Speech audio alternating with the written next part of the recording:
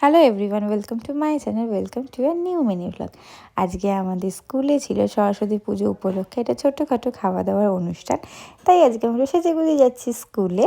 আর উপরে চলছিল খাওয়ানো, আর নিচে সেই একই সঙ্গে চলছিল পুজোর সমস্ত কাজ। আজকে ছিল দই চিড়ে মাখার ওই যেটা থাকে না, সেইটা যেটা আমার খুব ভালো লাগে খেতে।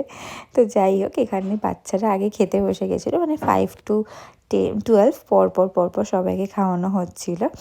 আর এখানে বাচ্চারা আগে খেতে বসে গেছে, আর আমরাও না ছোটোবেলায় এরকম ওয়েট করে থাকতাম যে কবে সরস্বতী পুজোর খাওয়ানো হবে।